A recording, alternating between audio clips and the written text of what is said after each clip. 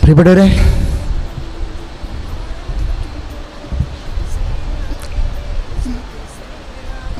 സന്ധ്യാധ്യാനത്തിൻ്റെ വിഷയം അതിജീവനം. അമ്മയോടൊപ്പം സെർമൺ ഓൺ സർവൈവൽ എന്ന് എനിക്ക് എൻ്റെ സഹോദരനോട് പറയാനുള്ളത്, ഒരു കാര്യവുമില്ലാതെ ദൈവം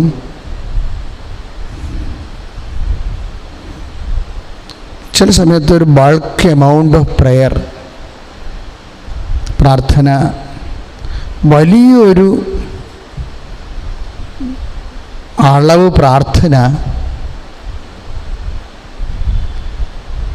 നമ്മുടെക്ക് എന്ന് മുൻകൂറായി അഡ്വാൻസായി വാങ്ങിക്കുക.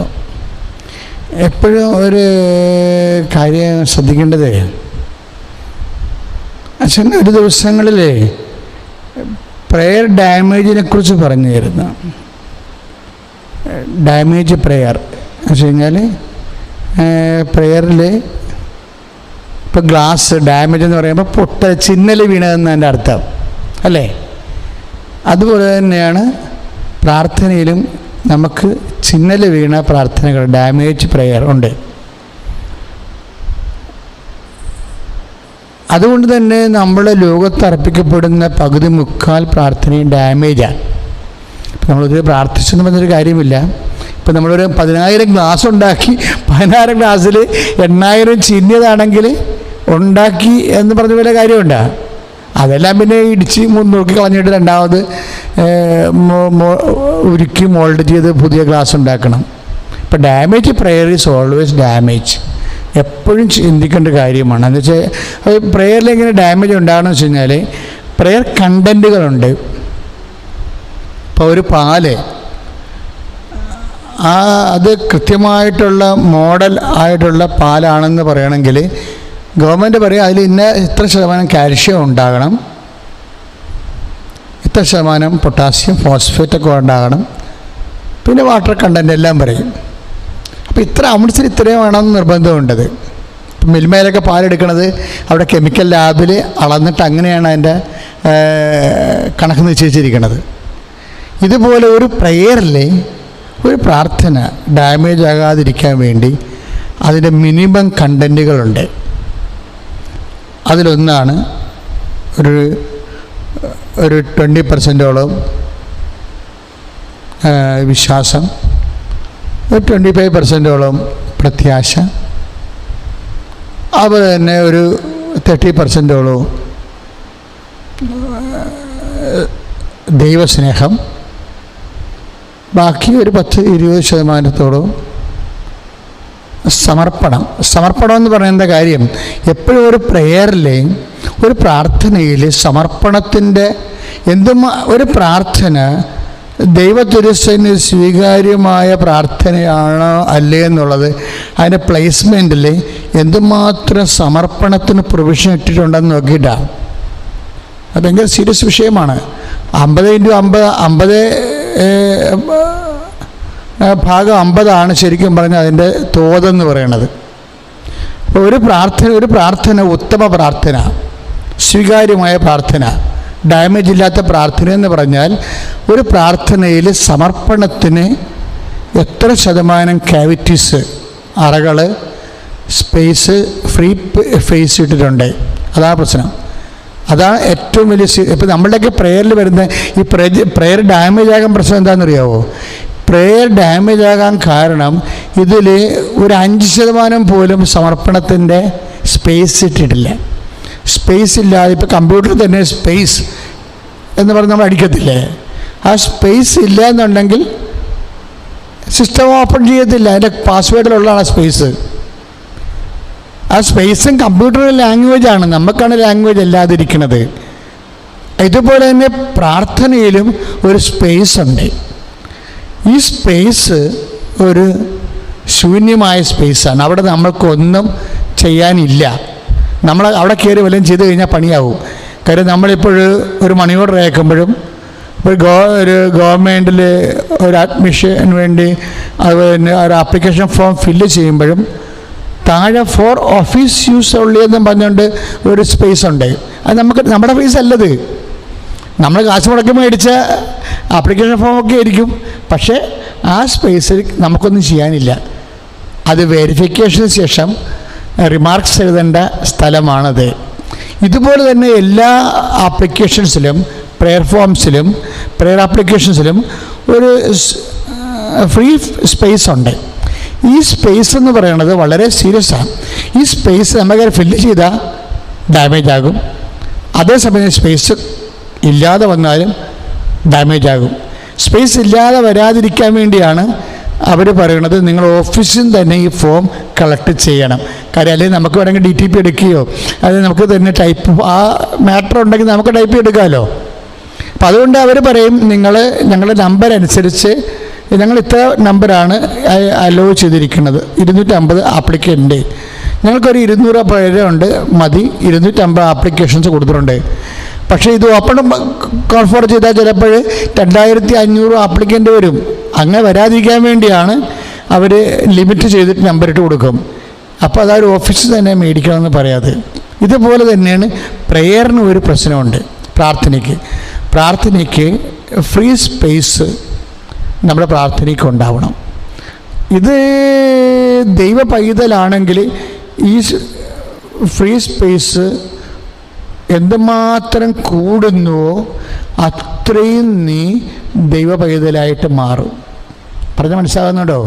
ഇപ്പോഴത്തെ ഈ എന്തുകൊണ്ടാണ് ഈ 80% പ്രെയർ ശരിക്കും ഡാമേജായെന്ന് പറയാൻ കാരണം ഈ ഫ്രീ സ്പേസിൻ്റെ കുറവാണ്.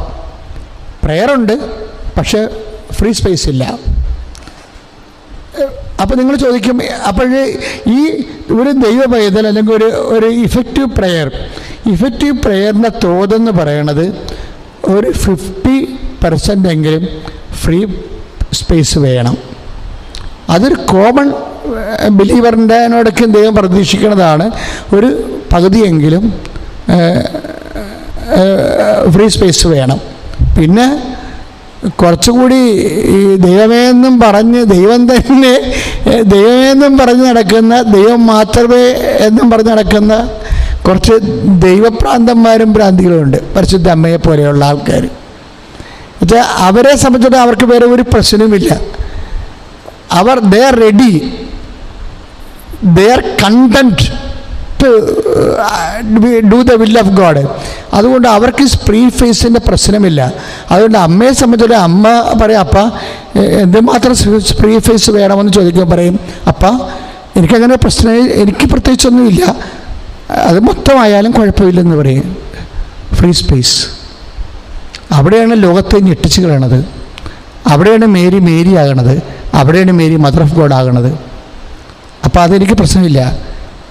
50 മതിയോ എന്ന് ചോദിക്കുമ്പോൾ പറയും, അപ്പോൾ അത് മൊത്തമായാലും ഫ്രീ സ്പേസ് ആയാലും എനിക്ക് പ്രശ്നമില്ലെന്ന് പറയും. ഇതാണ് പ്രശ്നം. അതായത് ഇതാ കർത്താവിൻ്റെ ദാസി. എന്നിട്ട് പറയും, അങ്ങയുടെ വചനം പോലെ whatever you think about me will be done. എന്നാ ഇങ്ങനെ ഒരാളിനോട് ദൈവം എന്നാ ചെയ്യാനാ? ഇതാണ് സംഭവം. അപ്പം നമ്മളിപ്പോൾ അമ്മയെന്നൊരു കാര്യമില്ല. അമ്മയിലേക്കുള്ള സഞ്ചാരം എന്ന് പറയണത്, അമ്മ എന്ന് പറയുന്ന ദൈവിക യാഥാർത്ഥ്യത്തിലേക്ക് ജനിച്ചു വീഴുന്നതല്ല, സഞ്ചരിച്ചെത്തുന്നതാണ്. സഞ്ചരിച്ചെത്തുകയാണ് ശരിക്കും പറഞ്ഞാൽ. അതുകൊണ്ട് തന്നെ അതുതന്നെ മോഡൽ പ്രെയറായിട്ടാണ് പിന്നീട് ഈശോ പോലും പ്രെയർ പഠിപ്പിക്കാൻ പറയുമ്പോൾ ഈ ഫ്രീ സ്പേസ് അസൈൻ ചെയ്തിട്ടാണ് ആ പ്രെയർ ഡിസൈൻ ചെയ്തിരിക്കുന്നത്. അങ്ങയുടെ നാമം പൂജിതമാകണമേ, അങ്ങയുടെ രാജ്യം വരണമേ, അങ്ങയുടെ തിരുമനസ്സ്. അതാണ് സാധനം. അതൊക്കെ നമ്മളിങ്ങനെ തത്തമേ പൂച്ചെന്ന് പറഞ്ഞാൽ അങ്ങനത്തെ രാംപൂജ രാജ്യം സുഖദേവയുടെ ഭൂലാണെന്നൊക്കെ പറയുന്നത് ഇങ്ങനെ വെറുതെ വെളിവില്ലാത്തതിൻ്റെ വിരട്ട് പ്രാർത്ഥന പോലെയുള്ള അഭ്യാസങ്ങൾ നടത്തും. പക്ഷേ ജീസസ് അത് പറയണമുണ്ടല്ലോ, ഒരു വല്ലാത്ത ഫീലിലാണ്. അങ്ങയുടെ നാമം പൂജിതമാകണമേ, അങ്ങയുടെ രാജ്യവും വരണമേ, അങ്ങയുടെ തിരുമനസ്. Thy will be done, thy kingdom come എന്ന് പറഞ്ഞാൽ കുരിശിൽ തൂങ്ങി മരിച്ചാലേ വേണ്ടില്ലപ്പാ, അങ്ങയുടെ നാമം പൂജിതമാകണമേ. കരമുള്ളിൻ്റെ കീടം ചൂടിയാലും വേണ്ടില്ലപ്പാ, അങ്ങയുടെ നാമം പൂജിതമാകണമേ. കരളിൽ കിഴുത്ത കയറിയാലും കിഴുത്ത വീണാലും വേണ്ടില്ലപ്പാ, നിന്റെ തിരുമനസ് നിറവേറണമേ. കുരിശിൽ 3 മണിക്കൂറോളം ഞാൻ ജീവച്ഛവമായി എന്നെ ഉണക്കാനിട്ടാലും വേണ്ടില്ലപ്പാ, നിന്റെ തിരുമനസ് നിറവേറണമേ. This is the prayer. This is the prayer. Prayer full and total submission. ഇതുകൊണ്ടാണ് ഇതാണ് ഇതിൻ്റെ മോഡൽ പ്രെയർ എന്ന് പറയണത്. ഈ മോഡൽ പ്രെയർ ആകുമ്പോൾ നമ്മൾ ഇതാണ് ഇതിൻ്റെ ഒരു മാക്രോക്കോസം എന്ന് വേണമെങ്കിൽ നമുക്ക് പറയാവുന്ന വലിയ വിശാലമായ ഒരു മാതൃക ഏതാണ്. ഇതിൻ്റെ മിനിമം മാതൃക ഉണ്ടാക്കുമ്പോൾ ഇതിൻ്റെ മോഡൽ ഫോളോ ചെയ്യാൻ നമ്മൾ ബാധ്യസ്ഥരാണ്. എന്താണ്? ഇപ്പോൾ ജോലിക്ക് വേണ്ടി പ്രാർത്ഥിച്ചാലും, കേടായി പോകാൻ വേണ്ടി പ്രാർത്ഥിച്ചാലും, സ്ഥലം വയ്ക്കാൻ വേണ്ടി പ്രാർത്ഥിച്ചാലും, ഇതിൻ്റെ നെഗറ്റീവ് സ്പേസ് അവിടെ കർത്താവിന് എഴുതി ചേർക്കാൻ വേണ്ടി, ദൈവത്തിൻ്റെ തിരുമനസ് ആ വിഷയത്തിൽ നിറവേറാൻ വേണ്ടി ഒരു സ്പേസ് ഇടണം. എന്ന് വെച്ചാൽ, അപ്പാ എൻ്റെ ഇപ്പോഴത്തെ ആഗ്രഹം ഇതാണ്, പക്ഷേ അപ്പാ എന്താണ് ആഗ്രഹിക്കുന്നത് അതുപോലെ നടന്നാൽ മതി. അതിനുള്ള വിശ്വാസം എനിക്കുണ്ട്, അതിനുള്ള പ്രത്യാശ എനിക്കുണ്ട്, അതിനുള്ള സ്നേഹം എനിക്കുണ്ട്, അതിനുള്ള സമർപ്പണം എനിക്കുണ്ടെന്ന് ധൈര്യമായിട്ട് പറയണം. അപ്പം നമ്മുടെ സ്വത്തെന്ന് പറയണത് അതാണ്. ഇങ്ങനെയുള്ള ഒരു വ്യക്തിയിൽ നിന്ന് ദൈവം ഇത്രയും സംഭവം, ഇത്രയും ഡിമാൻഡ് സാറ്റിസ്ഫൈ കഴിഞ്ഞാൽ നമുക്ക് പ്രെയർ ലോഞ്ച് ചെയ്യാൻ പറ്റും. ഇത്രയും പ്രീ റിക്വസ്റ്റുകൾ നമ്മൾ അക്സെപ്റ്റ് ചെയ്ത് കഴിഞ്ഞാൽ നമുക്കൊരു മോഡൽ പ്രെയറായി ഇത് നമുക്ക് സെൻഡ് ചെയ്യാൻ പറ്റും. അങ്ങനെ ദൈവതിരുസന്നിധിയിൽ നീ മാതൃകാ പ്രാർത്ഥന സമർപ്പിക്കുന്ന വ്യക്തിയാണ്. നിൻ്റെ പ്രാർത്ഥനയിൽ പലതും തന്നെ ഇപ്പം തരണതും തരാത്തതും വേറെ വിഷയം. നിങ്ങളെപ്പോഴും ചിന്തിക്കേണ്ട ഒരു വിഷയമുണ്ട്. അതായത് നിങ്ങളുടെ പ്രെയർ ശരിയോ തെറ്റോ എന്ന് നമ്മൾ അറിയണത് അതിന് ദൈവത്തിന് നേരിട്ട് ഉത്തരം അപ്പം കിട്ടിയോ ഇല്ലയോ എന്ന അടിസ്ഥാനത്തിലല്ല. Are you happy to submit? അങ്ങനെ ഒരു വിഷയം വരുമ്പോൾ നീ ആ പ്രാർത്ഥന വെച്ചതിൽ ചില സമയത്ത് നമ്മളൊരിക്കലും ദൈവത്തിന് സമയം നിശ്ചയിക്കരുത്. ദൈവത്തിന് സമയം നിശ്ചയിക്കാതെ എന്ന് പറയാൻ കാരണം, ദൈവത്തിന് സമയം നിശ്ചയിച്ചു കഴിഞ്ഞാൽ വരുന്ന ഒരു വിഷയം, ദൈവത്തിൻ്റെ വില്ലിന് നമ്മൾ വട്ടം ചവിട്ടുകയാണ് ചെയ്യണത്. ഇപ്പം ഞാൻ ഇന്നലെ നമ്മുടെ കൊച്ചച്ഛനോടൊരു കാര്യം പറയായിരുന്നു. ഞാൻ ചെത്തിയിൽ സ്ഥലം മേടിക്കാൻ വേണ്ടി എനിക്ക് ചെത്തി ഭയങ്കര ഇഷ്ടമായിരുന്നു. കാര്യം അന്നത്തെ കാലത്ത് ഞാൻ ചെത്തി തന്നെയാണ് ഒരു 10 കൊല്ലം താമസിച്ചത്. കാര്യം 6 മാസത്തോളം ഈ കൺവെൻഷന് ഒരുക്കാൻ അവിടെ എപ്പോഴും ധ്യാനവും ചെത്തി തന്നെ എല്ലാ മാസവും ധ്യാനവും, ഒരു 12 ദിവസവും മാസവും അവിടെ ധ്യാനം ഉണ്ടായിട്ടുണ്ട് കൃപാസനത്തിൻ്റെ. അതിൻ്റെ കൂടെ മീറ്റിങ്ങുകൾ എല്ലാം അവിടെ തന്നെ. അപ്പം അങ്ങനെ വരുമ്പോൾ മിക്കവാറും ഞാൻ അവിടെ തന്നെ ആയിരിക്കും. പിന്നെ കൺവെൻഷൻ കടലിലും കരയിലും അതിനുവേണ്ടി പുറത്തുമൊക്കെ ആയിട്ട് നടക്കുന്ന ഒരു വലിയ കാലത്ത് ഇപ്പം ഞാൻ വിചാരിച്ചത് ചെത്തി തന്നെ നമുക്ക് ധ്യാനകേന്ദ്രം തുടങ്ങണം.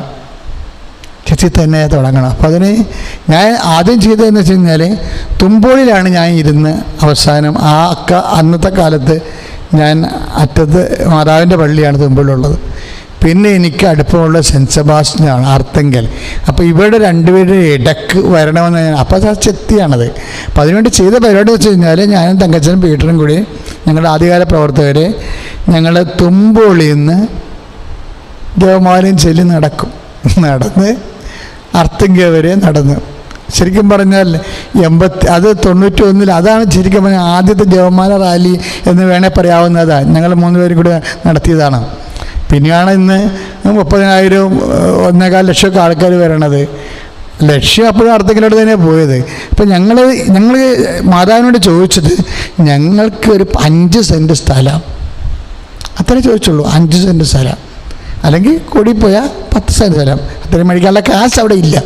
അതുകൊണ്ടാണ് ഈ 5 സെൻറ്റ് ചോദിക്കുന്നത്. അപ്പോൾ എന്താ വെച്ചാൽ ഒരു കൗൺസിലിന് ഇരിക്കാനുള്ള ഒരു മുറി അത്രയേ ഉള്ളൂ, ആൾക്കാർക്ക് ഇരിക്കാനുള്ള ഒരു സിറ്റ് ഔട്ടും ഇത്രേ ചോദിക്കുന്നുള്ളൂ. പിന്നെ ഒരു ബാത്റൂം സൈഡിൽ, വേറെ ഒന്നും ചോദിക്കണില്ല. ഇത്രയും സ്ഥലത്തിനും ഇത്രയും മുറിക്കും വേണ്ടിയാണ് ഈ തുമ്പോളിൽ നിന്ന് ജപമാല റാലി നടത്തിയിരിക്കുന്നത്. എങ്ങോട്ട്? ഞങ്ങൾ 3 പേര്. എങ്ങോട്ടാണ്? അർത്തിങ്കപ്പള്ളി വരെ. അപ്പോൾ ജപമാല റാലി എന്ന് പറയുമ്പോൾ ഈ ഞങ്ങൾ പ്രാർത്ഥിച്ച് പോരുന്ന സമയത്ത് എല്ലാ സ്ഥലവും കണ്ടുവെക്കും. അതാണ് ഈ ഇടയ്ക്ക് നിൽക്കുക, അതിനൊരു കുഴപ്പം. അങ്ങനെ ഞങ്ങളൊരു സ്ഥലം ചെത്തി തന്നെ വന്ന് കണ്ടുപിടിച്ച് ചെത്തിപ്പാലത്തിൻ്റെ ഇറക്കിന് പടിഞ്ഞാറച്ചത്ത് സ്ഥലം. ഇന്നും ഞാൻ അതിലേക്ക് പോകുമ്പോൾ അവിടെ അറിയാണ്ട് നോക്കിപ്പോവും. അതായത് ഒരു പുഴയുടെ അരികിനാ സ്ഥലം. ഇപ്പം നമുക്ക് കടലോരമായിട്ട് ഒത്തിരി അടുപ്പമുള്ള അച്ഛനാണ് അവിടെ ഇരിക്കുന്നത്, ജോൺ കുരിശിങ്കൻ. അപ്പോൾ അച്ഛൻ ഞങ്ങൾ പറഞ്ഞു അവിടെ നിന്ന് നിങ്ങൾ അപേക്ഷ വെക്കൂ. ഇപ്പം ഞങ്ങൾ 2 ഡിമാൻഡ്സ് പറഞ്ഞു. കാര്യം പള്ളിക്ക് സ്ഥലം ഇല്ല എന്നുണ്ടെങ്കിൽ ഞങ്ങൾ സ്ഥലം എടുത്തു കൊടുക്കാം, സ്ഥലത്തിൻ്റെ പ്രശ്നമാണ്. അപ്പോൾ ആ സ്ഥലം കൈമാറിയാൽ മതി. പിന്നെ പൈസ ആണെങ്കിൽ പൈസ വെറുതെ എന്ന് ചോദിച്ചാൽ. അപ്പോൾ പള്ളി കമ്മിറ്റിയിൽ നിന്ന് ഇത് പാസ്സായി ബിഷപ്പ് ഹൗസിൽ പോയി. ഞങ്ങളൊരു കൊല്ലത്തോളം ഞാൻ ജപമാല ചൊല്ലിയിട്ടുണ്ട്. അപ്പം നിങ്ങൾ ചോദിക്കും എന്തിനാ സ്ഥലം കിട്ടിയെന്ന് ചോദിക്കും. സത്യമായിട്ടും കിട്ടിയിട്ടില്ല. അപ്പം ഒരു കൊല്ലത്തോളം ബിഷപ്പ് ഹൗസിൽ പള്ളി കമ്മിറ്റിയിൽ നിന്ന് അപേക്ഷ വെച്ചിട്ട് ബിഷപ്പ് ഹൗസിലേക്ക് ഇത് സാങ്ഷൻ ആകാൻ വേണ്ടി പോയിരിക്കും. അപ്പോൾ ഒരു കൊല്ലം ഞങ്ങൾ ജപമാല ചൊല്ലിയിട്ടുണ്ട് ഈ സ്ഥലം ഞങ്ങൾക്ക് കിട്ടാൻ വേണ്ടി. അത്രയും ഇഷ്ടമായിരുന്നു ആ സ്ഥലത്തോട്. പക്ഷേ പിന്നീട് അറിഞ്ഞത് പള്ളി കമ്മിറ്റിക്കാർ തന്നെ 2-3 പേര് അവിടെ സ്ഥലം കൃപാസനത്തിന് തരുന്നതിന് താല്പര്യമില്ലായി. അവർ വിചാരിച്ചത് ധ്യാന കേന്ദ്രമൊക്കെ വന്നു കഴിഞ്ഞാൽ പിന്നെ പള്ളിക്കൊരു വില ഉണ്ടാകത്തില്ല, ആൾക്കാരെല്ലാം അങ്ങോട്ട് പോകും, അങ്ങനെയൊക്കെ എന്തോ. പ്രത്യേകിച്ച് തീരദേശത്ത് അന്ന് കൃപാസനം എന്ന് പറഞ്ഞു കഴിഞ്ഞാൽ ചുമ്മാ ബാനർ കെട്ടിക്കഴിഞ്ഞാൽ ആൾക്കാർ നിറഞ്ഞു വരുന്ന സ്ഥലം. അപ്പോൾ ആ ഒരു കാലത്തിൽ കുറച്ച് പേര് പോയി ആത്മാർത്ഥമായിട്ട് സ്നേഹപ്പാര വെച്ച് സംഭവം ബ്ലോക്ക് ചെയ്യിച്ച്. ഞങ്ങളത് അറിഞ്ഞില്ല, ഞങ്ങളപ്പോഴും പ്രാർത്ഥിച്ചുകൊണ്ടിരിക്കുകയാണ് ഈ സംഭവത്തിന്. അവസാനമാണ് അറിഞ്ഞത് ഇത് കിട്ടത്തില്ല എന്നറിഞ്ഞ്. പിന്നെ പലരുടെ സ്ഥലം നോക്കിയെങ്കിലും തുമ്പോളിലൊക്കെ സ്ഥലം നോക്കി അവിടെ കൊണ്ടുവന്ന് ഒരാൾ ഫ്രീ ആയിട്ട് ഞങ്ങൾക്ക് സ്ഥലം തന്ന് റെയിൽവേ സ്റ്റേഷനിൽ തന്നെ അവിടെ കൊണ്ടുപോയി ഈ കൃപാസനത്തിന് അടുത്തറയും കല്ലുവിട്ടതാണ്. 93 മറ്റേ കൃപാസനത്തിന് അടുത്തറ കല്ലിട്ടിരിക്കണം. ആദ്യത്തെ കല്ലിട്ടിരിക്കുന്നത് തുമ്പോളി റെയിൽവേ സ്റ്റേഷനിലാണ്. പക്ഷെ ഞങ്ങൾക്ക് അന്ന് പൈസ ഇല്ലാതിരുന്ന കാരണം 93, 94, 95 ആയിട്ടും അവിടെ ഒന്നും നടത്താൻ ഒത്തിരി ഒരു കല്ലുമേ കല്ല് വെക്കാനുള്ള കാശില്ലായിരുന്നു. അപ്പോൾ ആ തന്ന ആൾ തന്നെ ഞങ്ങളോട് പറഞ്ഞ് 96 എന്നോട് പറഞ്ഞു, നിങ്ങളൊന്നും ചെയ്യണില്ലല്ലോ, നിങ്ങൾ ചെയ്യത്തുമില്ല, പിന്നെ എന്നെക്കൊണ്ട് ചെയ്യിക്കത്തുമില്ല, അതുകൊണ്ട് നിങ്ങൾ വിട്ടേക്കാൻ പറഞ്ഞു. പിന്നെ കയ്യിൽ നിന്ന് കാശും മുടക്കി അങ്ങേർക്കത് തിരിച്ചെഴുതി കൊടുത്തു. ഞാൻ എന്തെങ്കിലും പറയണമെന്ന് ചോദിച്ചാൽ, നിങ്ങളിന്ന് കൃപാസനത്തിൽ വരുമ്പോൾ ഓൾ ഓൺ എ സഡൻ ഇവിടെ ഒരു ദൈവ ആലയത്തെ കണ്ടിട്ട് 10,000 പ്രാർത്ഥിച്ചു പോകുന്നു. പക്ഷെ ഇതിന് വേറൊരു ചരിത്രമുണ്ട്. എന്നുവെച്ചാൽ കേൾക്കപ്പെടാത്ത പ്രാർത്ഥനയുടെ ഒരു ചരിത്രം. കേൾക്കപ്പെടാത്ത ദൈവം ആ പ്രദേശത്ത് വരാത്ത പ്രാർത്ഥനയുടെ ഒരു ചരിത്രമുണ്ട്. അവസാനം ഇതെല്ലാം ഞാൻ ആലപ്പുഴ രജിസ്റ്റർ ഓഫീസിൽ പോയി തിരിച്ച് ഈ മനുഷ്യന് എഴുതി കൊടുത്തു. എല്ലാം തിരിച്ചെഴുതി കൊടുത്തു. പിന്നെ സ്ഥലമില്ല. അപ്പോൾ ഞാൻ അമ്മയോട് പറഞ്ഞു, അമ്മേ തന്നതെല്ലാം തിരിച്ചു തന്നു. അമ്മയുടെ മണ്ണിൽ തുമ്പോളി പള്ളിയിൽ അതിൻ്റെ ബാക്കിലാണ് ഈ സ്ഥലം ഉള്ളത്, 1 കിലോമീറ്റർ. അപ്പോൾ എനിക്കിഷ്ടപ്പെട്ടു. അമ്മയുടെ ബസ്സത്ത് തന്നെയാണല്ലോ ധ്യാനകേന്ദ്രം എന്ന് ഓർത്ത് സന്തോഷമായിരുന്നു. പക്ഷേ അത് പിന്നീടെല്ലാം ഇങ്ങനെ സംഭവിച്ചു. അപ്പം നമ്മളോർക്കും 93 തൊട്ട് അച്ഛൻ ജപമാല ചൊല്ലി സ്ഥലത്തിന് വേണ്ടി പ്രാർത്ഥിക്കുന്നു. ഇതിനുള്ളിൽ അത് സ്ഥലം കിട്ടിയില്ല, പിന്നത്തെ സ്ഥലം കിട്ടിയില്ല. അപ്പോൾ ഇങ്ങനെ ഇത്രയും പ്രാർത്ഥിച്ചിട്ട് എന്തുകൊണ്ടാണ് കിട്ടാതിരുന്നതെന്ന് സ്വാഭാവികമായി നമുക്കൊരു സംശയം തോന്നും. കാര്യം ചില സ്ഥലം കിട്ടിയില്ല, അതിനുവേണ്ടി എങ്ങനെയായാലും 1000-700 ജപമാല ചൊല്ലിക്കാണും, ഒരു കൊല്ലം ചൊല്ലില്ലേ. പിന്നെ തുമ്പോളിലെ സ്ഥലം കിട്ടി, അത് കൈ വെച്ചുകൊണ്ടിരുന്നു. പക്ഷെ നമുക്ക് പൈസ ഇല്ല.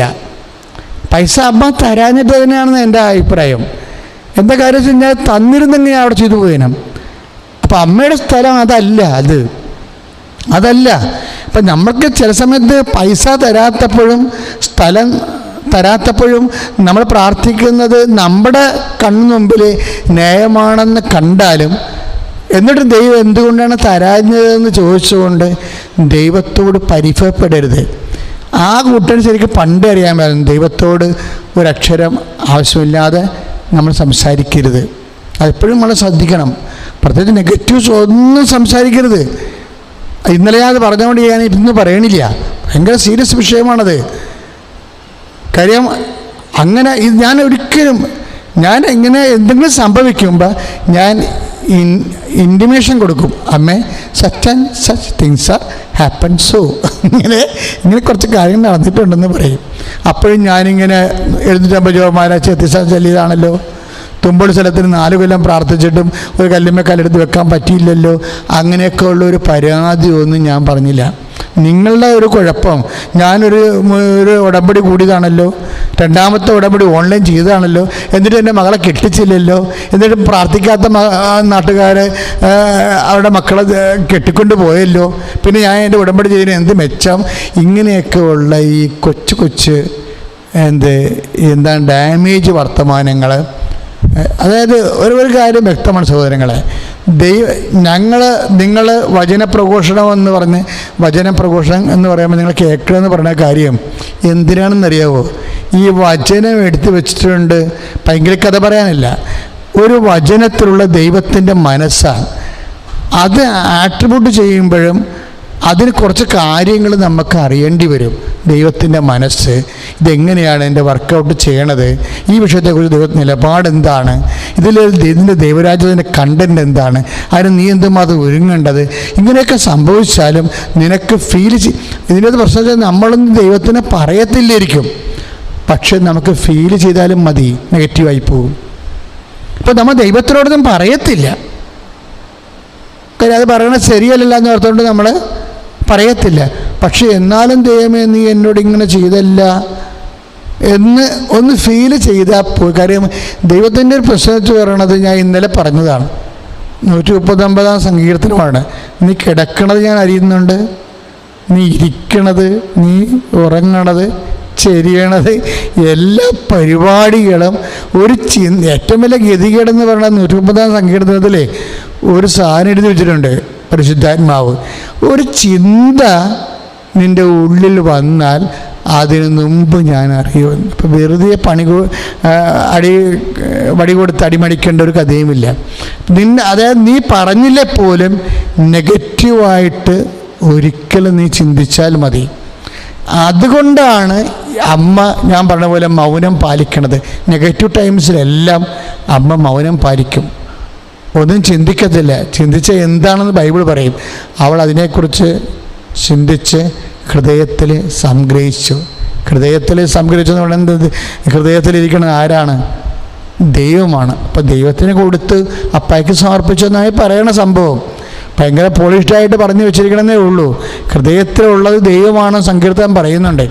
അപ്പോൾ ഹൃദയത്തിൽ സംഗ്രഹിക്കുകയെന്ന് വെച്ച് കഴിഞ്ഞാൽ അപ്പായ്ക്ക് ഏൽപ്പിച്ചെന്നാണ്. ഇപ്പം നമ്മൾ ഈ ഭൂമിയിലുള്ള എല്ലാ സംഭവവും അപ്പായ്ക്ക് ഏൽപ്പിക്കാനുള്ളത് തന്നെയാണ്, ഒരു കാര്യമില്ല. ഈ ഭൂമിയിലുള്ള എല്ലാം അപ്പായ്ക്ക് ഏൽപ്പിക്കാനുള്ളതാണ്. അപ്പോൾ ദൈവത്തിൻ്റെ നല്ല മക്കളാണെങ്കിൽ നിങ്ങൾ എന്ത് കിട്ടിയാലും കൊണ്ട് പിള്ളേരെ കണ്ടിട്ടില്ലേ? പിള്ളേരെ നമ്മൾ കുഞ്ഞു പിള്ളേരെ പ്രത്യേകിച്ച് കണ്ടിട്ടില്ലേ?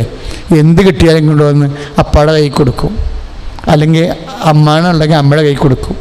അതെന്ത് സംഭവമായാലും ശരി, കുഞ്ഞിക്കൊരു ബോധമുണ്ട്, ഇത് അപ്പായ്ക്ക് കൊടുക്കേണ്ടതാണ്, അമ്മയ്ക്ക് കൊടുക്കേണ്ടതാണെന്ന് ഒരു ബോധമുണ്ട്. അപ്പോൾ അതെന്താ എനിക്ക് മനസ്സിലായതെന്ന് വെച്ചാൽ, എനിക്ക് കൃപാസനം നിൽക്കായിരുന്നു, ഭയങ്കര തിരക്കായിരുന്നു ഇവിടെ നിന്ന്. അപ്പോഴ് ഒരു 2 വയസ്സുകാരത്തി, അവൾ ഷഡ്ഡി മാത്രമേ ഇട്ടിട്ടുള്ളൂ. അപ്പോൾ 2 വയസ്സുകാരത്തി ഇവിടെ കൂടെ തെറ്റി നടക്കിയിരുന്നു. അവളെ വേർത്തിട്ട് അവരെ കുഞ്ഞുടുപ്പെടുത്ത് ഊരി മാറ്റിയിരിക്കുകയായിരുന്നു. അപ്പോൾ 2 വയസ്സോ 1.5 വയസ്സൊക്കെ ഉള്ളു, വളരെ ചെറുതായ കൊച്ച്. അപ്പോൾ ഞാൻ അവിടെ എന്താ വഴിക്ക് ഇതാ എൻ്റെ റൂട്ട്. അപ്പോഴുടനെ ഈ കൊച്ച് അവിടെ നിന്ന് എന്തോ ഒന്ന് പെരുക്കിക്കൊണ്ടുവന്ന് എൻ്റെ കയ്യിൽ തന്നു. ആരും കാണുന്നത് കൊച്ചിൻ്റെ അമ്മയെക്കാളും ഇപ്പോൾ ഉണ്ടെന്ന് എനിക്ക് തോന്നുന്നത്. അവരാരും നോക്കണില്ല, കൊച്ചു കൊണ്ടുവന്ന് എൻ്റെ. അപ്പം ഞാൻ നോക്കിയപ്പോൾ ഒരു കാശ് രൂപമാണ്, മാതാവിൻ്റെ കുഴ ഒടിഞ്ഞ ഒരു കാശ് രൂപ മറ്റേ. അപ്പം ഞാനത് വാങ്ങിച്ച് പോക്കറ്റിട്ട് കുഞ്ഞിനെ ആശീർവദിച്ച്. ഞാൻ ചിന്തിച്ചതേ, ഈ കുഞ്ഞിനെങ്ങനെ മനസ്സിലായി ഇത് അമ്മക്ക് കൊണ്ട് കൊടുക്കാതെ എനിക്ക് തരേണ്ടതാണെന്ന്? അതെനിക്ക് ഇന്നും ചിന്തിച്ചിട്ട് പിടികിട്ടണില്ല. അതായത് കുഞ്ഞിന് എങ്ങനെ മനസ്സിലായി ഇത് കാശ് രൂപ? കുറച്ച് അറിയത്തില്ല, കാശ് രൂപ എന്ന് അറിയത്തില്ല. പക്ഷെ കുഞ്ഞ് ആരോടും പറയാതെ ആ കാശ് രൂപം കൊണ്ടുവന്ന് എൻ്റെ കയ്യിൽ തന്ന് ഞാൻ കുഞ്ഞിനെ ആശീർവദിച്ച് വിട്ട്. എൻ്റെ മക്കളെ, പ്രാർത്ഥനയിലും ഏതാണ്ട് ഇതാണൊരു വിഷയം. നമുക്ക് കിട്ടണതെല്ലാം ദൈവത്തിന് കൊണ്ടേ കൊടുക്കാനുള്ളതാണ്. നമുക്ക് എന്ത് കിട്ടിയാലും, അതാണ് നീയും അപ്പായും തമ്മിലുള്ള ബന്ധം. നമുക്ക് എന്ത് കിട്ടിയാലും ഇതുകൊണ്ട് ദൈവത്തിന് കൊടുക്കാനുള്ളതാണ്. അത് ചിലപ്പോൾ പനിയാകും, ചിലപ്പോൾ ഈ പറഞ്ഞ പോലെ കോവിഡാകും. നമുക്ക് എന്നാ കിട്ടണത് നമ്മളത് കൊണ്ടുവന്ന് അപ്പാക്ക് കൊടുക്കും. അതാണ് ഈ പ്രാർത്ഥനയുടെ ഒരു രീതി എന്ന് പറയുന്നത്. അതെന്ന് പറയണത് അതിന് നന്മയും തിന്മയൊന്നുമല്ല, അപ്പായുടെ നിലപാടിന് നമ്മൾ സബ്മിസീവാകും. അപ്പ എന്നെ തീരുമാനം എടുക്കുന്നു. അപ്പോൾ ഒരു കാര്യം നമുക്ക് സത്യമായിട്ട് നിങ്ങൾ മനസ്സിലാക്കണം, അപ്പ എപ്പോഴും നല്ല തീരുമാനമേ എടുക്കത്തുള്ളൂ. ഇപ്പം ഞാൻ ഓർക്കണത് എന്താണെന്നറിയാം, ഇപ്പം ചെത്തിയിലെ സ്ഥലം തന്നെ എനിക്ക് തന്നെന്ന് വിചാരിച്ചോ, ഇന്നിപ്പോൾ ആ സ്ഥലത്തിൻ്റെ അവസ്ഥ എന്താണെന്നറിയുമോ? അന്ന് ഒരു തോടിൻ്റെ അപ്പുറത്ത് നിരപ്പായി കിടന്ന പാലമാണ്. ഗവൺമെൻറ് അത് 10-15 കൊല്ലം കഴിഞ്ഞപ്പോൾ പൊളിച്ചു പണിത്. ഇപ്പം എന്നാ പറ്റിയിരിക്കണത്? പാലം ഏതാണ്ട് അന്നത്തെക്കാളും ഒരു 2 മീറ്ററോ 2.5 മീറ്ററോ ഉയരത്തിലായിപ്പോയി.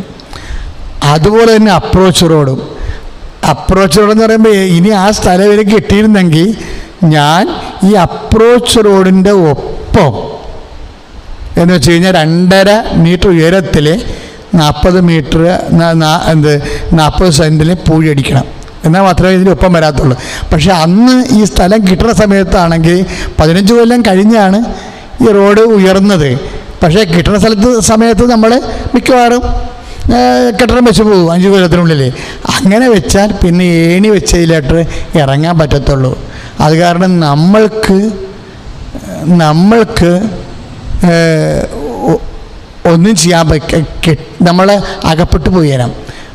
അപ്പയ്ക്ക് ഈ വിഷയം അറിയാവുന്നതുകൊണ്ട് നമ്മൾ തലകുത്തു നിന്ന് പ്രാർത്ഥിച്ചാലും ശരി, അപ്പ തരത്തില്ല. കാര്യം ഭാവിയിൽ നമുക്ക് പ്രശ്നങ്ങളുണ്ടാവുമെന്ന് അപ്പയ്ക്കറിയാം. അതുതന്നെയാണ് ഈ തുമ്പോളിൻ്റെ സ്ഥലത്തിന് സംഭവിച്ചിരിക്കുന്നത്. വെറുതെ കിട്ടി 5 പൈസ മുടക്കാതെ വെറുതെ കിട്ടിയതാണ്. പക്ഷേ എന്നാ പറ്റണേ, ഇപ്പം അത് ഡബിൾ ചെയ്യാൻ പോവുകയാണ്. പാത.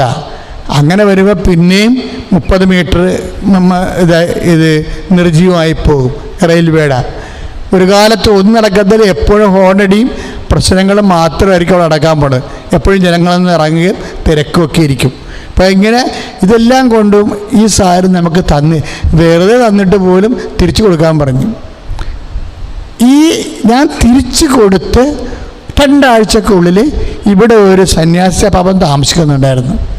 അദ്ദേഹം വന്ന് എന്നെ കണ്ടു. അതാണ് അതിൻ്റെ അകത്ത് ഹൈക്കെന്ന് അതിൻ്റെ അകത്ത് പ്രത്യേകത എന്ന് പറഞ്ഞാൽ അതാണ്.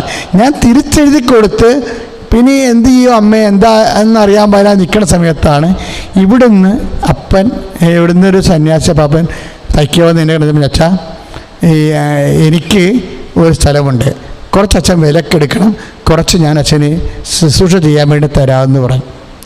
ഞാനൊരു 24 ദിവസത്തിനുള്ളിൽ അപ്പാവൻ പറഞ്ഞ കാശിന് ആ സ്ഥലം എടുക്കാൻ വേണ്ടി പൈസ കണ്ടുപിടിച്ച് റെഡിയാക്കി ഈ സ്ഥലം എഴുതി അപ്പ എനിക്ക് തന്നു. അതല്ല പ്രശ്നം, ഈ സ്ഥലം എനിക്ക് പ്രമാണം ചെയ്ത് അപ്പം എനിക്ക് കുറച്ച് പൈസ ചിലവായുള്ളൂ. കാര്യം അന്നത്തെ വിലയല്ലേ, 97 വിലയാണ്. അപ്പോൾ ഒരു 1.5 ലക്ഷം രൂപ എനിക്ക് അന്ന് ചിലവായുള്ളൂ ആ സ്ഥലം എടുത്തതിന്. ഈ സ്ഥലം എനിക്ക് വെറുതെ ഈ സന്യാസ ബാബ ഫ്രാൻസിസ് ബ്രദർ തന്നതാണ്. ആ സ്ഥലത്താണ് നമ്മൾ ഈ ദേവാലയം രൂപീകരിച്ചിരിക്കണത്. അപ്പോൾ അങ്ങനെ വരുമ്പോൾ ഞാൻ പറഞ്ഞു വരുന്നതിൻ്റെ കാരണം, ഇതെല്ലാം കഴിഞ്ഞതിന് ശേഷം ഇത് പ്രമാണം ചെയ്ത് കഴിഞ്ഞില്ലേ? പ്രമാണം ചെയ്ത് കഴിഞ്ഞ് ദിവസം രാത്രി ഞാനിവിടെ ഒരു ബോർഡ് വെക്കാൻ വേണ്ടി വരികയായിരുന്നു. ഒരു ബോർഡ് വെക്കാൻ വേണ്ടി കൃപാസനം ചെയ്യാൻ പോകുന്ന വിഷയങ്ങളെക്കുറിച്ച്, ഇവിടെ എന്താണ് സൈറ്റിൽ ചെയ്യാൻ പോകുന്ന വിഷയങ്ങളെക്കുറിച്ച് അന്ന് എഴുതി വെച്ചിരുന്നതിൻ്റെ കൂട്ടത്തിൽ ലൈബ്രറി വരെ ഉണ്ട്, പബ്ലിക് ലൈബ്രറി വരെ ഉണ്ട്. അതായത് കൾച്ചർ റിസർച്ച് സെൻറ്റർ, അതന്ന് എഴുതി വെച്ച കാര്യങ്ങളെല്ലാം അതുപോലെ തന്നെ ചെയ്തു. അപ്പോൾ ആ ബോർഡ് വെക്കാൻ വേണ്ടി വന്ന സമയത്ത് പെട്ടെന്നൊരു വണ്ടി വന്ന് ഇവിടെ നിന്നെന്ന് വെച്ച് കഴിഞ്ഞാൽ ആലപ്പുഴ രൂപതയിലെ 3 അച്ഛന്മാരൊക്കെ രണ്ടുപേരും ഇന്ന് ജീവിച്ചിരിക്കുന്നതാണ്. ഒരു ജർമ്മനിയിൽ നിന്ന് ആ സമയത്ത് വന്ന അച്ഛൻ ഉൾപ്പെടെ രാത്രി ഇവിടെ വന്ന് ഇറങ്ങിയപ്പോൾ തന്നെ കാണാൻ വേണ്ടി നിൽക്കും. അപ്പോൾ എനിക്ക് അച്ഛന്മാരെല്ലാം മനസ്സിലായപ്പോൾ ഞാൻ പിന്നെ അതിൻ്റെ ഡിസ്റ്റർബ് ചെയ്യാൻ നിന്നില്ല, ഞാൻ മാറി നിന്ന്, എന്നെ അവർക്ക് മനസ്സിലായില്ല.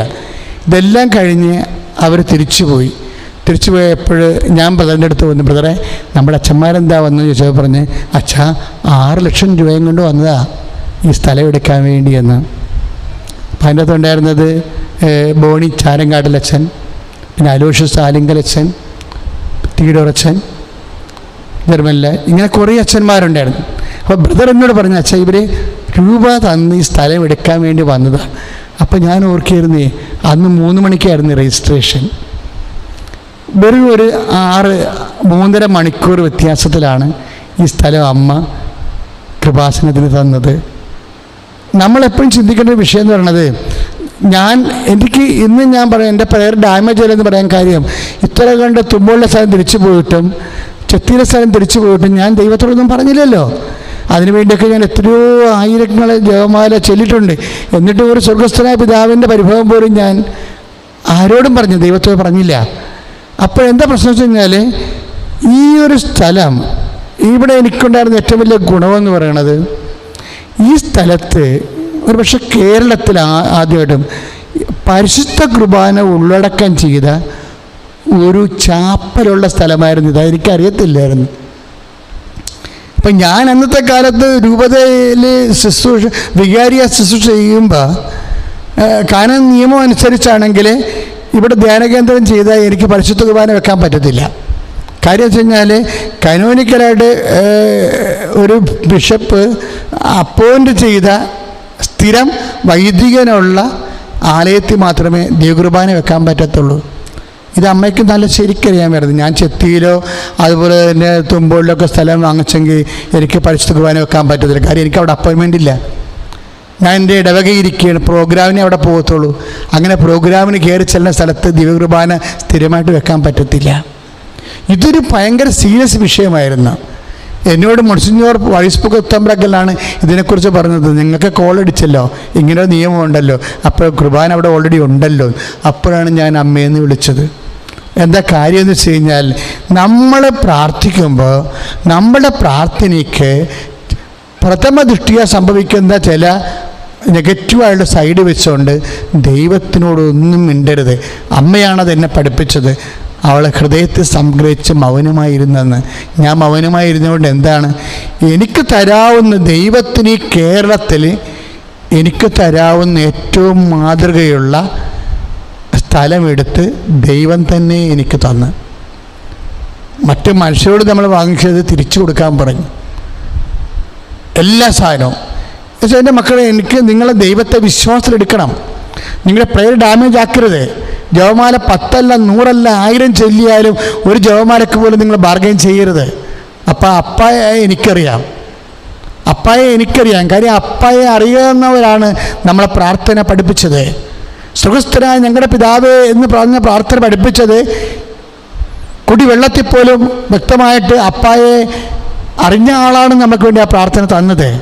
അപ്പയെ അറിഞ്ഞ ആളാണ് ലോകത്തിന് വേണ്ടി യേശുവിനെ ഗർഭം ധരിച്ചുകൊണ്ട് ലോകത്തിന് യേശുവിനെ കൊടുത്തത്.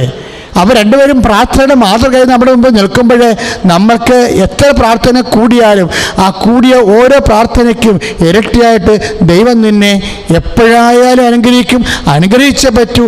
അതാണ് ദൈവത്തിൻ്റെ നീതി. ദൈവത്തിൻ്റെ നീതിയിൽ വിശ്വസിച്ചുകൊണ്ട് വേണം ദൈവത്തെ ആശ്രയിച്ച് പ്രാർത്ഥിച്ച് മുന്നേറേണ്ടത്. ദൈവം നിങ്ങൾ അനുഗ്രഹിക്കട്ടെ. Praise the Lord.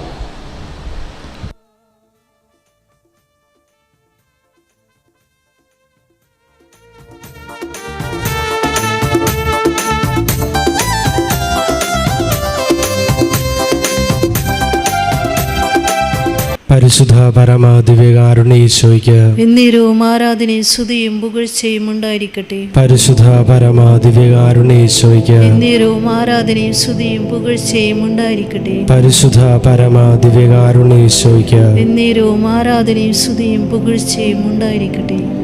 ദിവ്യകാരുണ്യ ഈശോയിൽ എത്രയും സ്നേഹം നിറഞ്ഞവരെ, പ്രാർത്ഥനയോടുകൂടെ ഈശോയുടെ സന്നിധിയിലേക്ക് നമുക്ക് കടന്നു വരാം. ഈ ദിവസങ്ങളിൽ നമ്മൾ ഒത്തിരിയേറെ അനുഗ്രഹിക്കപ്പെടുന്നുണ്ട്. കാരണം ദൈവം നമ്മെ ഓരോരുത്തരെയും പ്രത്യേകമായിട്ട് ക്ഷണിച്ച് ഈ ശുശ്രൂഷകളിൽ പങ്കാളികളാക്കുന്നു. പരിശുദ്ധ അമ്മയ്ക്ക് വേണ്ടി പ്രതിഷ്ഠിതമായിരിക്കുന്ന ഈ ഒക്ടോബർ മാസത്തിൽ ഇത്രയേറെ ജപമാലകൾ ഒരുമിച്ച് ചൊല്ലുവാനായിട്ട് ദൈവം നമ്മളെ തിരഞ്ഞെടുക്കുകയായിരുന്നു. അതും ദൈവത്തിൻ്റെ ഒരു കൃപയാണ്. മനുഷ്യന് പ്രാർത്ഥിക്കുവാനായിട്ട് സാധിക്കുന്നത് പോലും ദൈവത്തിൻ്റെ കൃപ മൂലമാണ്. വിശ്വാസം എന്നതും ദൈവത്തിൻ്റെ ദാനമാണ്. അതിനാൽ നമ്മൾ ഓരോരുത്തരും ദൈവത്താൽ അനുഗ്രഹിക്കപ്പെട്ടവരാണ്. കാരണം ഈ ഒക്ടോബർ മാസം മുഴുവൻ അമ്മയോടുകൂടെ പ്രാർത്ഥിക്കുവാനായിട്ട് വൈകുന്നേരങ്ങളിൽ ഈശോയുടെ സന്നിധിയിൽ ഏതാനും നിമിഷങ്ങൾ ചെലവഴിക്കാനായിട്ടൊക്കെ ദൈവം നമ്മെ തിരഞ്ഞെടുത്തിരിക്കുന്നു. ദിവ്യകാരുണ്യ ഈശോയെ, അങ്ങ് ഞങ്ങൾക്ക് നൽകിയ ഈ വലിയ അനുഗ്രഹത്തെ ഓർത്ത് അങ്ങയെ ഞങ്ങൾ സ്തുതിക്കുന്നു, ആരാധിക്കുന്നു. അങ്ങേക്ക് ഞങ്ങൾ നന്ദി പറയുന്നു. അങ്ങയോടൊപ്പമായിരിക്കുവാനായിട്ട് അങ്ങ് ഞങ്ങളോട് കാണിക്കുന്ന ഈ വലിയ കൃപയെ ഓർത്ത് ഈശോയെ ഞങ്ങൾ ഒന്നു ചേർന്ന് അങ്ങേ ആരാധിക്കുന്നു. പ്രിയ സഹോദരങ്ങളെ, ഈ മാസം മുഴുവൻ നമ്മൾ സമർപ്പിച്ച നിയോഗങ്ങൾ മുഴുവൻ ഈശോയുടെ സന്നിധിയിലേക്ക് ഒരിക്കൽ കൂടി നമുക്ക് സമർപ്പിച്ച് പ്രാർത്ഥിക്കാം. ഇന്ന് മാത്രമല്ല, ഈ ഒരു മാസം മുഴുവൻ നമ്മൾ പരിശുദ്ധ അമ്മയോട് ചേർന്ന് ഈശോയുടെ സന്നിധിയിൽ പ്രാർത്ഥിക്കുകയായിരുന്നു. ലക്ഷക്കണക്കിന് മക്കൾ ഈശോയുടെ സന്നിധിയിൽ അവരുടെ ഹൃദയത്തിൻ്റെ നൊമ്പരങ്ങൾ സമർപ്പിച്ച് പ്രാർത്ഥിച്ചു. ഈശോയെ, ആ എല്ലാ മക്കളുടെയും മേൽ അങ്ങയുടെ കരുണയും കൃപയും സമൃദ്ധമായി ഉണ്ടാകണമേ. അവരെ ഓരോരുത്തരെയും അങ്ങ് വിശുദ്ധീകരിക്കണമേ. അവരെ ഓരോരുത്തരെയും അങ്ങയുടെ സാക്ഷികളാക്കി അങ്ങ് മാറ്റണമേ.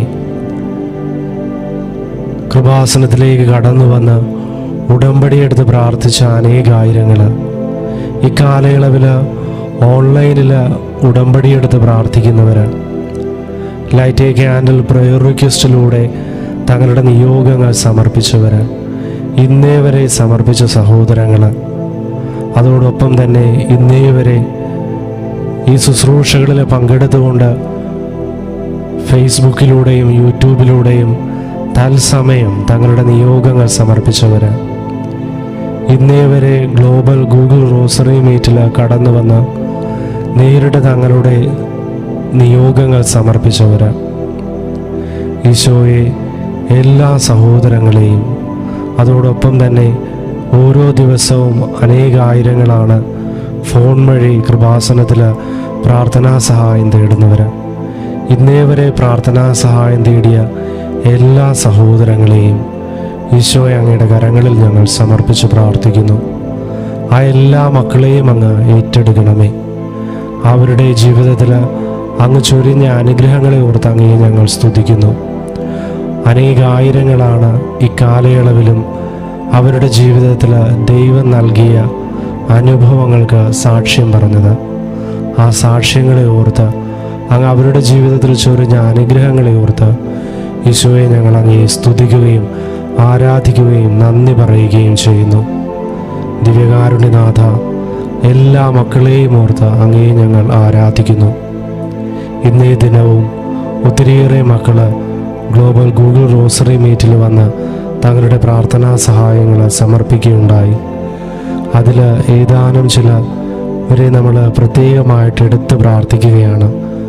ഒത്തിരിയേറെ വേദനയിലൂടെ കടന്നു പോകുന്ന സഹോദരങ്ങളെ, പ്രത്യേകിച്ച് സ്പൈനൽ ക്യാൻസറിലൂടെ കടന്നു പോകുന്ന ബിന്ദു സണ്ണി എന്ന സഹോദരിയെ ഈശോയെ അങ്ങയുടെ കരങ്ങളിലേക്ക് സമർപ്പിക്കുന്നു.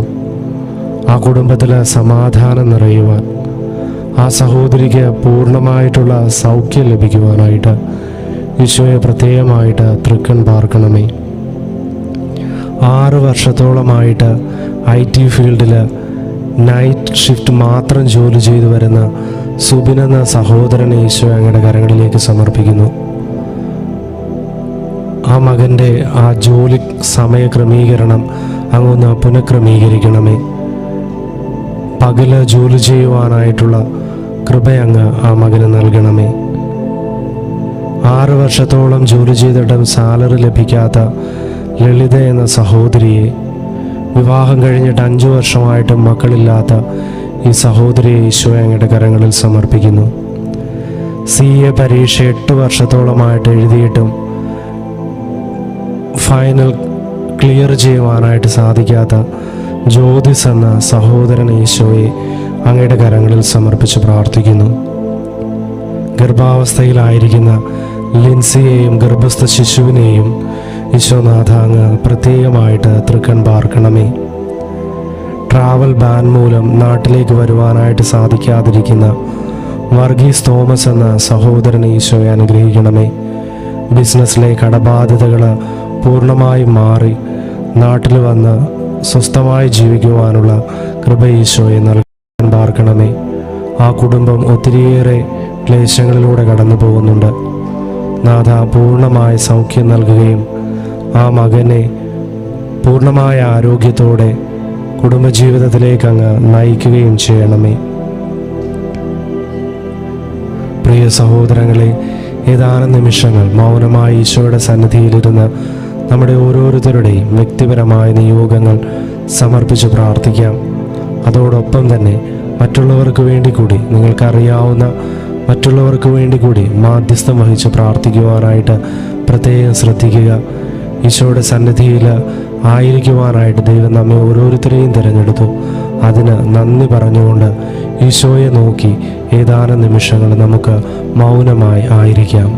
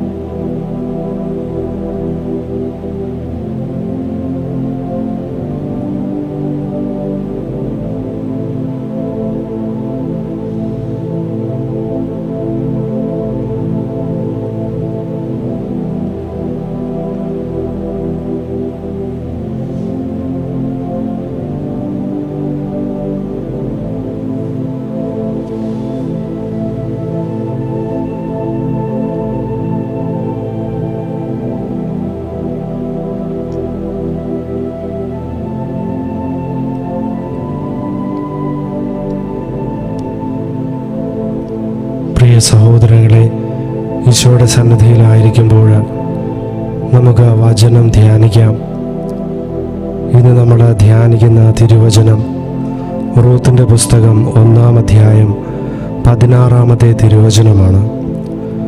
റൂത്ത് പറഞ്ഞു, അമ്മയെ ഉപേക്ഷിക്കാനോ കൂടെ പോരാതിരിക്കാനോ എന്നോട് പറയരുത്. അമ്മ പോകുന്നിടത്ത് ഞാനും വരും, വസിക്കുന്നിടത്ത് ഞാനും വസിക്കും.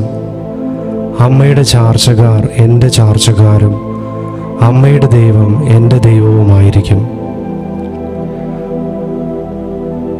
അമ്മയെ ഉപേക്ഷിക്കാനോ കൂടെ പോരാതിരിക്കാനോ എന്നോട് പറയരുത്. അമ്മ പോകുന്നിടത്ത് ഞാനും വരും, വസിക്കുന്നിടത്ത് ഞാനും വസിക്കും. അമ്മയുടെ ചാർച്ചക്കാർ എൻ്റെ ചാർച്ചക്കാരും അമ്മയുടെ ദൈവം എൻ്റെ ദൈവവുമായിരിക്കും. പ്രിയ സഹോദരങ്ങളെ, റൂത്ത് നവോമിയുടെ മരുമകളായ റൂത്ത് നവോമിയോട് പറയുന്ന കാര്യങ്ങളാണ് നമ്മൾ ശ്രവിച്ചത്. മൊവാബ് ദേശത്ത് ക്ഷാമത്തിൻ്റെ കാലത്തേക്ക് കുടിയേറിയവരാണ് നവോമിയും കുടുംബവും. മൊവാബ്യരായ ഓർഫായെയും റൂത്തിനെയുമാണ് നവോമി തൻ്റെ മക്കളായ മെഹ്ലോനും കിലിയോനും ഭാര്യമാരായിട്ട് സ്വീകരിക്കുന്നത്. എങ്കിൽ കാലക്രമത്തിൽ നവോമിയുടെ ഭർത്താവ് എലീമലേക്കും മക്കള് മെഹ്ലോനും കിലിയോനും മരിക്കും.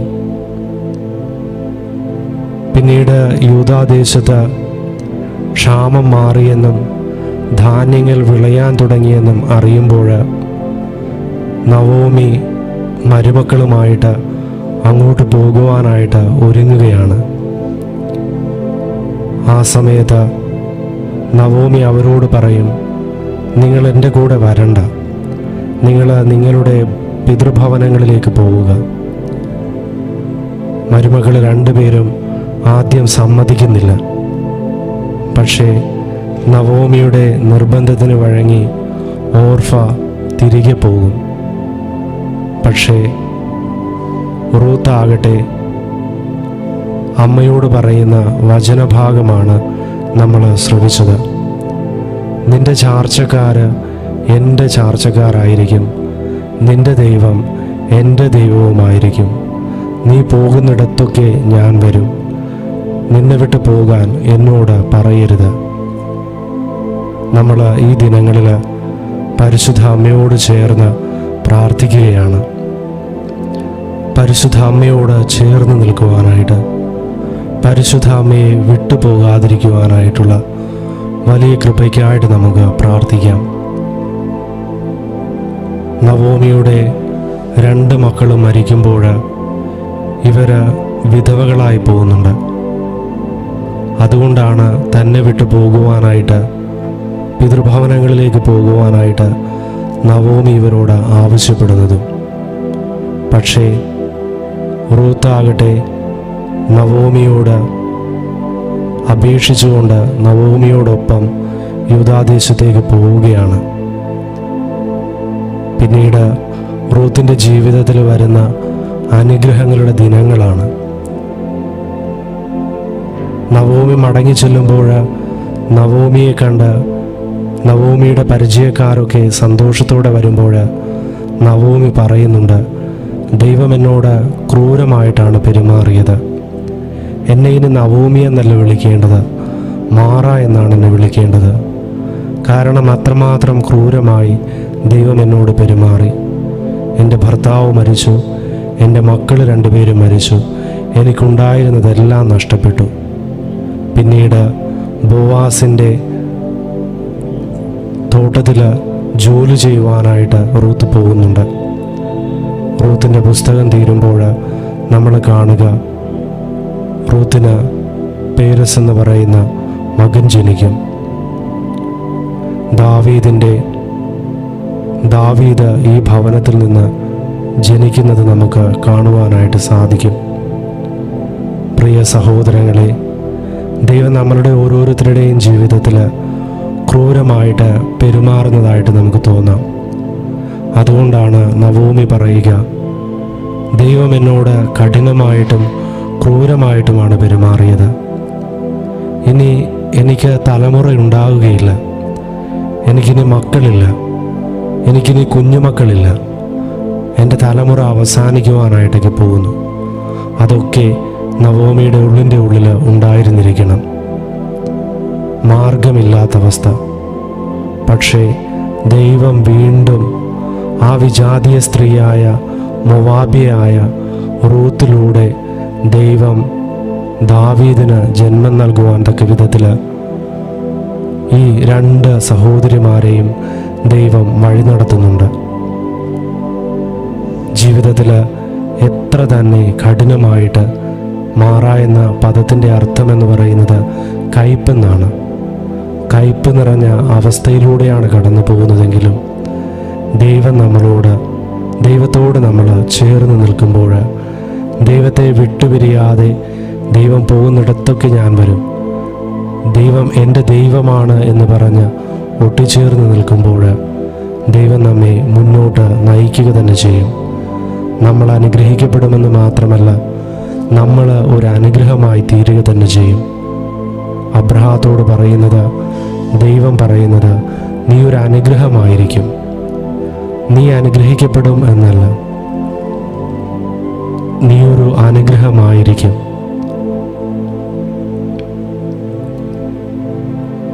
പ്രിയ സഹോദരങ്ങളെ,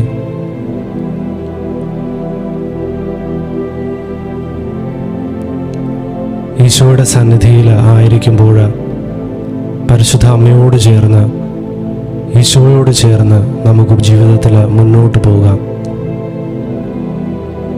ദൈവം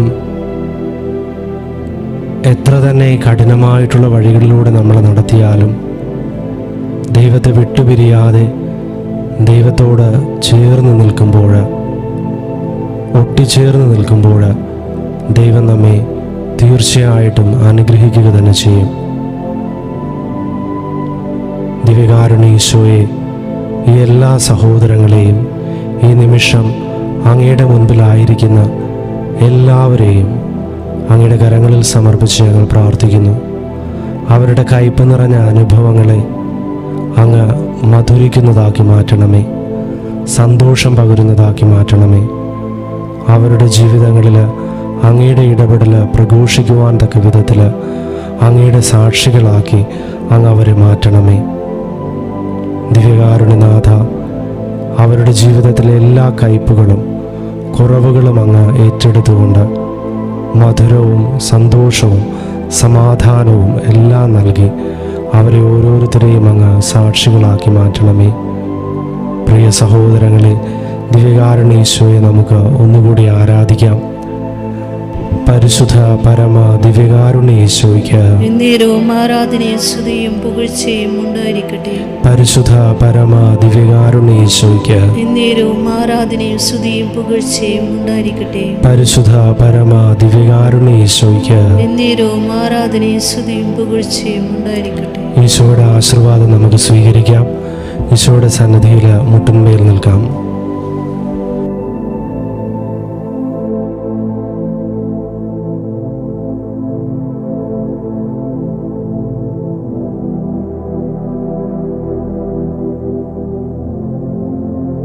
പരിശുദ്ധ പരമമാ ദിവ്യകാരുണ്യമേ, എന്നുമെന്നും നിനക്കാരാധന.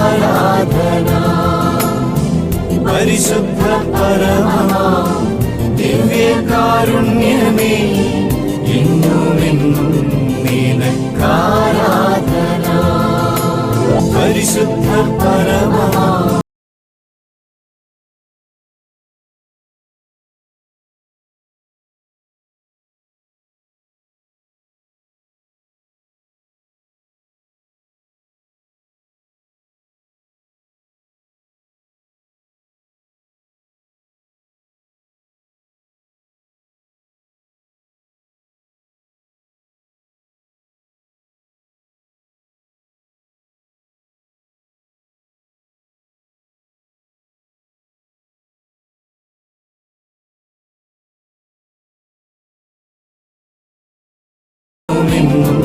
നിനക്കാരാധന. പരിശുദ്ധ